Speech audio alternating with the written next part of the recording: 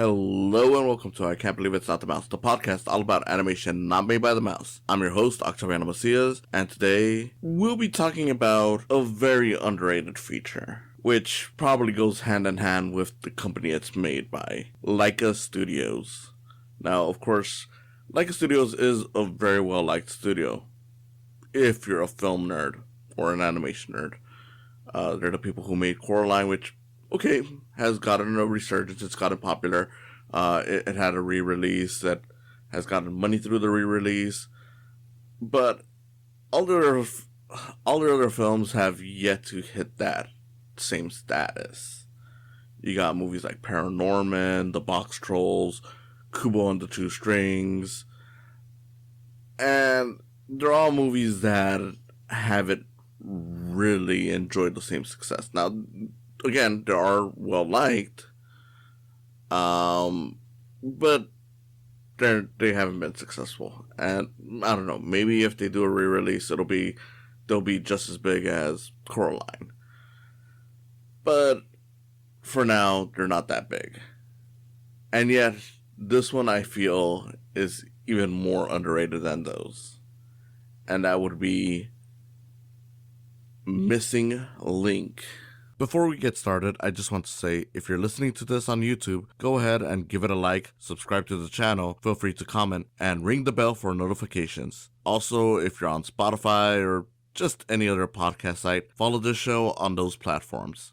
Now, take yourself back before the pandemic. This is just right before the Avengers were putting on their one last hurrah, at least for the first phase or first saga, and Laika drops this little feature. You can see why this one didn't do so well. I mean, granted, all the Laika movies don't really do too great. Their box office is usually like, okay. I remember Paranorman did pretty good, repetitive business. Realistically, it was not like this massive hit. But this one really sank, and it's not hard to see why. You release something around the same time as the Avengers, doing their big final hurrah. Of course this is gonna happen. And what sucks even more is that this is probably their most unique film, whereas most of the Laika films usually focus on horror and have like a goth aesthetic, as some people would say.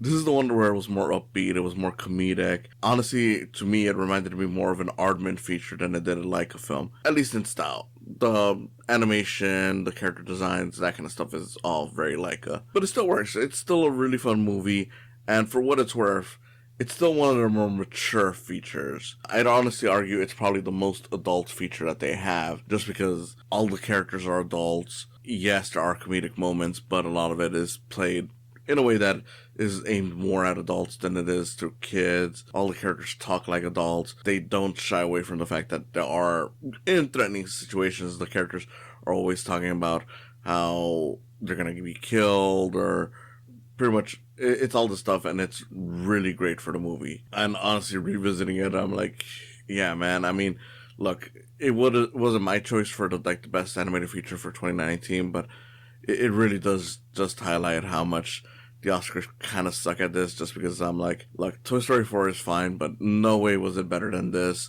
or some of the other choices that were on there. But yeah, Missing Link, fun movie. What's it about? Again, this is very different from most of Laika's work. It's pretty much just, here's a guy played by Hugh Jackman named Lionel Frost, who's like essentially a monster hunter.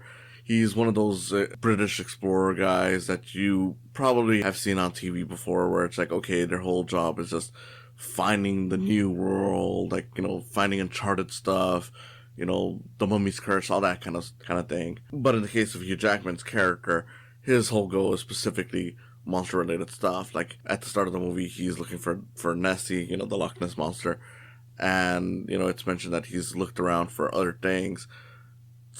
As a result, he's pretty much excluded from this expedition crew who just loves traveling around. But they're like, we don't believe in monsters. That's stupid. Ends up getting a tip that he may be able to find Bigfoot, and wants some help from the expedition guys. They don't want to support him. Makes a bet with them, and that kicks off pretty much most of the movie.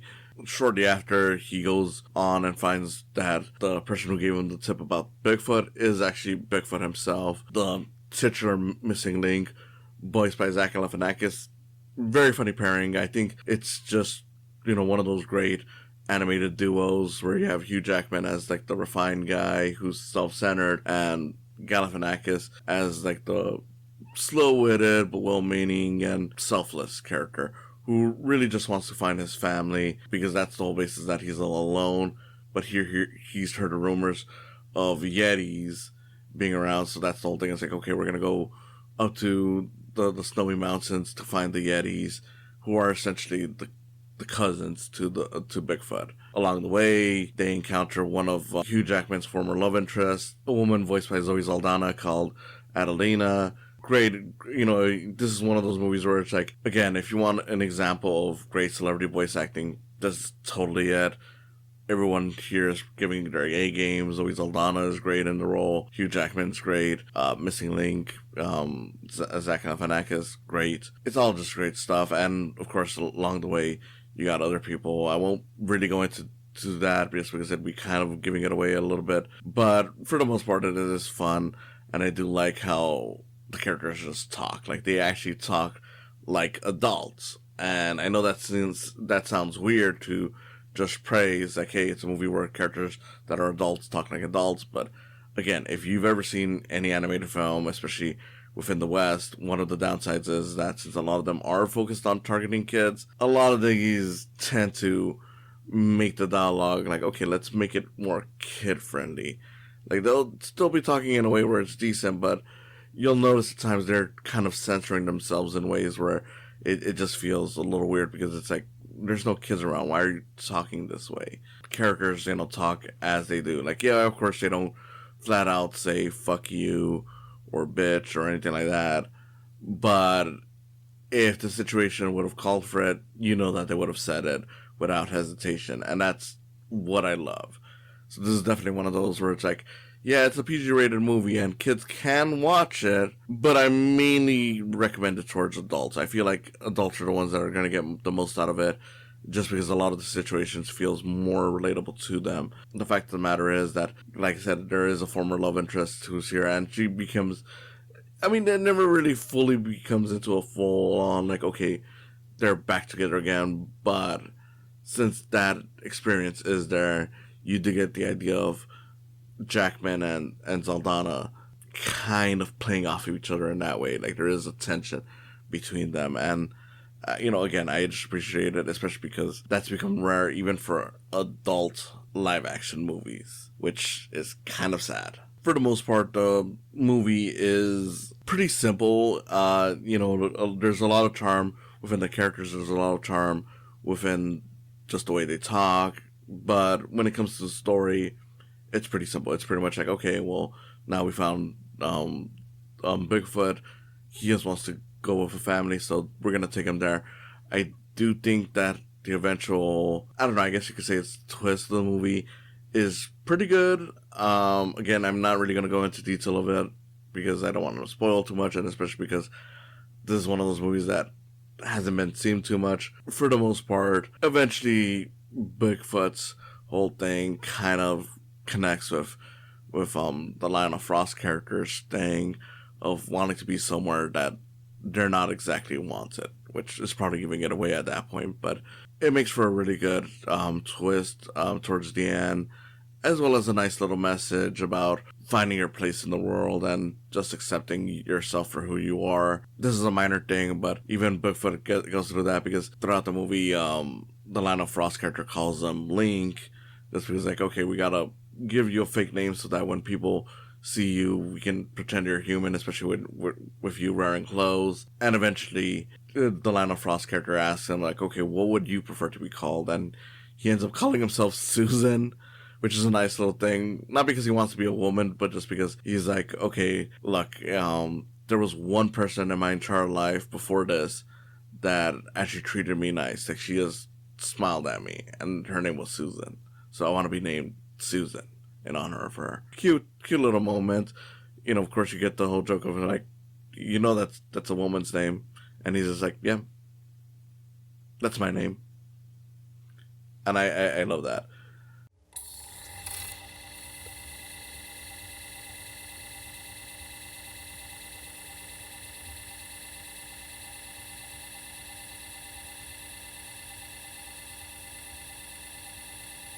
Now, of course, with Laika, we do have to talk about the animation, and I mean, it's great. If you've seen any Laika movie, you know that their stuff is always really good. But I don't know, I just feel like this one's really bouncy and nice about it. Like just the way the characters move, there's like a smoothness to it. There's like I said, it's kind of like a bounce, like the way their arms are moving, the way they're walking. It's such a nice look. It's not realistic, but it doesn't have to be. I feel like a lot of people, and granted, this is kind of changing, but a lot of people mistake having something look realistic as the same as it looking good. And yeah, I get it. Normally speaking, yeah, the closer it looks real, the more impressive it could technically kind of be. But when it comes to animation, I feel like it's just a matter of, having this sense of style and rhythm to it that just makes it feel special and unique, that makes it more interesting to look at. We wouldn't like the Looney Tunes if the Looney Tunes moved the way we do. It's much funnier when they have these big exaggerated movements, and in that way I just like how with Leica, despite the fact that it's closer to being more mature and more adult compared to a lot of competitors, finds itself in a way where the animation is very unrealistic. Like it's just this smooth looking thing where the characters have like this big, I wouldn't say fast motion, but like it's a very noticeable motion. Like it's almost weightless, despite the fact that you can see the weight on the characters. I don't know. It is something where you kind of have to look at it to really understand what I'm saying. But it very much, I would say, looks bouncy, especially compared to, like, say, the stop motion of Aardman, or if you, like me, grew up with a bunch of Rankin Bass Christmas stuff, you could notice the animation is a lot different. And yeah, the way these humans move doesn't look like the way I move, but at the same time, it doesn't have to. I like the exaggerated look of it all, and I like the way that there's almost a weightlessness to it in comparison to the way my hand would move. Again, it's just like a very weightless looking thing. It's bouncy, it's very smooth, and it just looks really nice. I don't know. It's definitely something where you have to watch the movie to fully grasp how nice it looks, and how I'm trying to describe it. But for the most part, it is something that's unique, and it's common with art, with Laika, I mean. And I just like seeing how they keep on improving this. As at this point, this is still their last animated feature. They are finally coming out with another one. It feels like it's way overdue, but this is currently their last animated feature, and it's kind of sad to see that they just keep on, failing. This was their big failure, and it's partially because Avengers came out, and I'm like, look, don't get me wrong, I get it. Avengers, it was this big landmark thing. I saw it. Everyone saw it.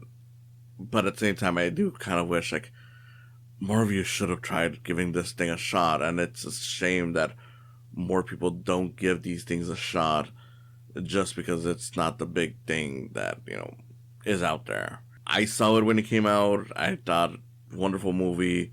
Shame that it's going to be completely screwed over by Iron Man and the team. But for what it's worth, you can still watch it at home. It's still a really fun time if you haven't. And yeah, it's nice that Laika is still doing things. They're coming out with a new movie next year called Wildwood, or 2 years from now. I forget exactly, but I know they are coming out with a new movie. Me personally, I'm hoping that it's continues to be something special, which I don't really doubt too much. But it does look like it's gonna be going back to like the what Laika is known to do, which is not anything bad. Do your hard stuff, do your golf stuff, do your whatever you want to call it. I just feel like it'd be nice if they did more things like this, where it's like, okay, we're branching out from what we normally do to do something that is just as special, but in a different genre. Not to say that it's their weakness, it isn't, but it does feel like, okay, we can mix everything into one thing in this way, and it kind of sucks. I mean, no matter what, that's going to happen with anything. I could say that DreamWorks, has a lot more variety, and they kind of do in terms of style, but, everyone's going to break it down and say, like, oh, it's like, like the pop culture comedy celebrity voice actor guys, even though, you know, some of that is wildly unfair to say, and some of it just describes so many different companies, but they break it down to that. No matter what you do, you're going to have these identities that are placed on you, but that doesn't mean that I wouldn't like to see